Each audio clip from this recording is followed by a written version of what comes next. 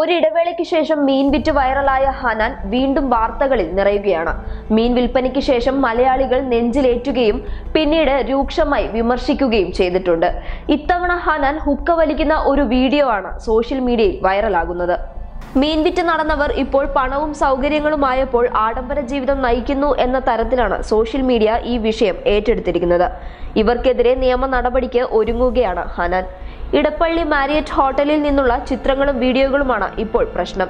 കേരളത്തിന്റെ ദത്തുപുത്രി എന്ന് പിണറായി വിജയൻ വാഴ്ത്തിയ ഹനാൻ കൊച്ചി മാരിയറ്റ് ഹോട്ടലിൽ 1000 രൂപയ്ക്ക് ഹുക്ക വലിക്കുന്നു എന്ന തലക്കെട്ടുമായാണ് വീഡിയോ പ്രചരിക്കുന്നത്. സംഭവത്തെക്കുറിച്ച് ഹനാൻ പറയുന്നത് ഇങ്ങനെയാണ്: ചില സിനിമാ ചർച്ചകൾക്ക് വേണ്ടി മാരിയറ്റ് ഹോട്ടലിൽ പോയിരുന്നു. അവിടെ ഇരുന്ന് ഹുക്ക വലിക്കുന്നത് കണ്ടപ്പോൾ സ്റ്റാഫിനോട് എന്താണെന്ന് അന്വേഷിച്ചു. അറബികൾ ഉപയോഗിക്കുന്ന ഹുക്ക ആണെന്നും ലഹരി കലർന്നത് അല്ലെന്നും പറഞ്ഞു.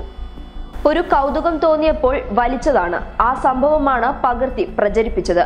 ഈ സംഭവത്തിനെതിരെ കൊച്ചി പോലീസ് കമ്മീഷണർക്ക് ഹനാൻ പരാതി നൽകിയിട്ടുണ്ട്. News desk public Kerala.